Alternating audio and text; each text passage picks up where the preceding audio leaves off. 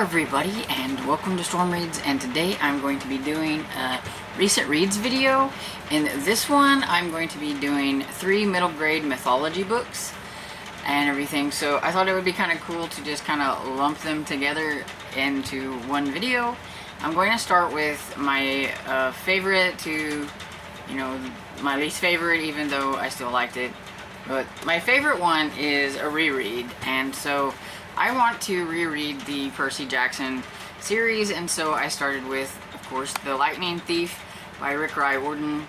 And I really liked this series whenever I read it, but it's been years, and I've always wanted to continue on with the storylines from the kind of like companion series, I guess, but I couldn't remember a lot of what happened within these, and I wanted to kind of refresh myself with these before I jump into like the next bunch from Rick Riordan. So I just went ahead and did that. And this is of course about Percy Jackson, and most everybody probably knows all about him and everything. And he finds out that he is part god. His father was Poseidon and everything. And he's just kind of, always wondered, he always felt a little different. He has dyslexia and things like that, and it was always hard for him to study, and he was always getting into trouble. And one day they're like out on an outing or whatever, and he ends up with these monsters trying to get him, and that kind of puts him, in the fire. Like all these monsters and things are trying to get to him. And so his mother knows exactly what she's got to do. She has got to try to get him to Camp Half-Blood, because he's not going to be able to survive on his own if he doesn't get there. So he gets there, and he doesn't know anything about his father, or has no clue why he's there, why his mom wants him to go there. He never knew anything about this ability that he had or whatever. And soon that he gets there, some things happen, and he ends up having to go on a quest, and he has to go to see the Oracle, and she tells him, this is what's going to happen with this quest. And the oracles are never like straightforward, but and all that stuff. So yeah, he goes on a quest, and he's being accused of stealing Zeus's lightning bolt, and he's like, I didn't do anything. And so he's got to try to figure out what happened to the lightning bolt. And they think that Hades has it, because Hades always wanted to kind of like start a war between Poseidon and Zeus, and this is a good way to do it. So he goes with Annabeth, who is from the camp and is with Athena, I think, is her mother. And then there's Grover, who is a satyr, and he's supposed to watch out for Percy, but he always seems to get himself, he's not quite good at it. He gets into more trouble than anything. But so they're the 3 that go on this like quest and everything. And I really liked it. I always liked it. I give it 4 stars. Probably a high 4 stars. I don't know, maybe 4.5 stars. It's just always been fun and everything. And there was like parts of it that I could remember, but there was a lot of it that I had no recollection of. Like I knew about certain people and certain things, and then whenever it would happen, I would be like, oh yeah, I remember this. So it was fun to reread. And then why not read another Rick Riordan book? So I have so we have Greek mythology here, and so now we get some Egypt mythology with the Red Pyramid by Rick Riordan. Is the first book in the Kane Chronicles, which is just a trilogy, and it's a chunky beast. I mean, look at this. There is a size difference. And this one is about a brother and sister, and when their mother died 6 years ago, the brother and sister got split up. Their father took, what's his name? Carter. The father took Carter with him, and Sadie stayed with their grandparents in the UK, and he only gets to see his sister like twice a year or whatever it is, so they don't really know each other very well.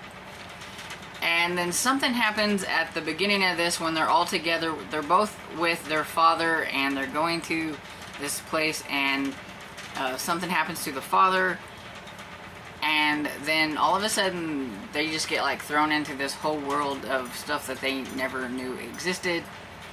And it's told kind of in a POV of recorded letters is what it is, or a recording of them. So it's kind of like you have received this recording and you're listening to it to get their story.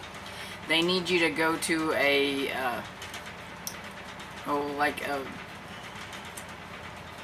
the name has escaped me. Why has it escaped me? A locker. That's it. Okay. They need to go to this locker and figure out the combination and stuff, because maybe you might just be just like them.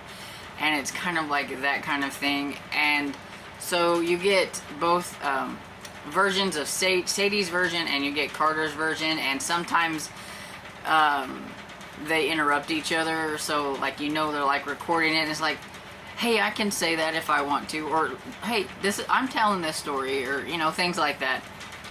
And so basically they find out that they are like these really powerful beings that can host Egyptian gods, and they have to try to figure out what happened to their father. And because of who they are, that's why they were never supposed to be together, because that's why they got split up, because together they could cause too much chaos and everything. And after what happened with their father, there's a group that wants to eliminate them and get rid of them. So they're trying to, you know, stay ahead of them and try to figure out what happened to their father and what is going on. Their father let these gods loose, and so they have to try to find Set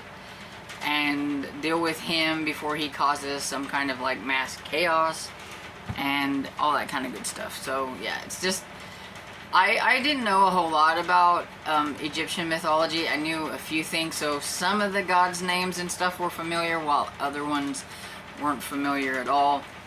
Unlike Greek mythology, I know a little bit more about. So I thought this was pretty entertaining and everything. It was pretty interesting. Most of the action did happen towards like the latter half of the book, but I am curious enough. I want to find out what's going to happen next, so I can't wait to get to the second one pretty soon and see what's going to go on with that. But yeah, I give this one 4 stars, but it's kind of more on like the lower part of the 4 stars. Then my third one is Zachary, Ying, and the Dragon Emperor by this lovely person right here.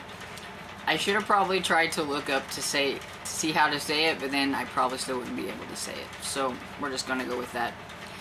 And that was like one of my problems with this one, is the Chinese names were really hard. So this is Chinese Mythology. And I listened to this one. I listened to the other ones as well, but I listened to this one, and it's a good thing, because yeah, I would never have been able to pronounce any of the Chinese names in here and all that stuff. But it's about Zachary Ying, who his mother has taken him from China, and he is trying to fit in, and in order to fit in, he's got to kind of put away kind of his like Chinese stuff and try to fit in with a more white crowd. When he brings, like, his mother faithfully fixes him Chinese meals to take to eat at school, but the other kids, because they don't know anything about the food that he has, it looks strange, it looks weird, they kind of make fun of him, and so then he would throw it away and try to eat, like, you know, try to fit in and all that stuff. And so he doesn't really know a whole lot about his homeland. He doesn't know much about China at all. He knows nothing about any of the like emperors or anything like that. And then one day he meets Simon. Oh, and he's very into like this VR game called Myth Realm and stuff, and he likes gaming and all that stuff. And then he meets Simon, and Simon is this young kid who is really into the whole like VR game Myth Realm and everything too. But there's a reason why he wants to get to know Zach, and then you find out that Zachary, like Simon, is supposed to host one of the old emperors. He's going to be the host, and whenever some things happen to some of his classmates, and like this really scary thing happens, like they kind of change and stuff, there he has a chance to invite the god in, and he does a little bit and he helps, but he gets scared because the guy that he's hosting is not a very nice guy. He's like the first emperor of China or whatever, and he was not nice. And so after, you know, everything that happens with the bullies and all that kind of stuff, he wants him out of his body. Like he says a few things, and the emperor's like, no, no, no. Well, what happens is the emperor doesn't end up getting him possessed like completely. He ends up in his VR like glasses or whatever it is, so his gaming system. So it kind of gives it a little bit of a virtual reality kind of thing, because when he has those on, he can kind of become like the emperor or whatever. But if he doesn't, he's just a regular old him, instead of like Simon, who the emperor can just take over his body and like be him or whatever it is, but then let him have himself too or whatever, you know. So it's a little different. And so yeah, some things happen, and they get attacked, and his mother ends up like in some kind of like unconscious kind of state, and he finds out that the only way to kind of help her with what happened is he has to go with Simon. And then eventually this lady, this girl who's hosting one of the only female emperors of China or something like that, and don't remember, like I said, no names, I cannot say names. But anyway, all three of them end up going like on this quest to try to figure out what was going on. I think they have to, what do they have to do? They have to go to the Chinese underworld to do something with the ghost, it has something to do with the ghost month. So, oh, they have to seal the portal, that's it. You have to seal the portal and everything and stuff before anything like really bad happens. And if he cooperates with them and they do this, then he's supposed to be able to get his mother back or whatever. But he doesn't really want to, and he doesn't know anything about any of the stuff. Like, he has no clue about the god that he's supposed to inhabit his body. He has no clue about any of the other, not god, but emperor. He doesn't know anything about any, because he doesn't know anything about China. And so Simon's always telling him all about this emperor and that emperor and what happened and this happened and everything. But yeah, because yeah, he doesn't know anything about his Chinese heritage and all that stuff. And so it's kind of like one of those where he goes through all of this and, you know, kind of learns to embrace his like Chinese heritage and all that kind of stuff.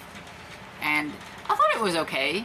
I got quite confused sometimes with all the Chinese emperor names and what was happening and the things that were going on and everything, which kind of took out of some of the enjoyment that I had in the story. But it was still pretty fun action and everything, and you're always rooting for them and all that stuff. So I give this one like 3 stars. I thought it was okay, but it's the first in a series, so it does kind of leave you hanging a little bit at the end with some things that happened, and I was like, really? And there's not another one out yet. So I'm a little curious to see what's going to happen. But yeah, so those are 3 different middle grade mythology books that I have recently read, and didn't really get them too confused.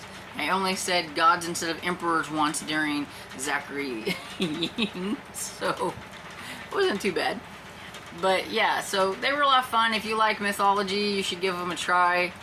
I think it's a fun way to learn about mythology because sometimes all the facts all at once can be a little boring, but putting them with middle graders and things like that, it's kind of fun.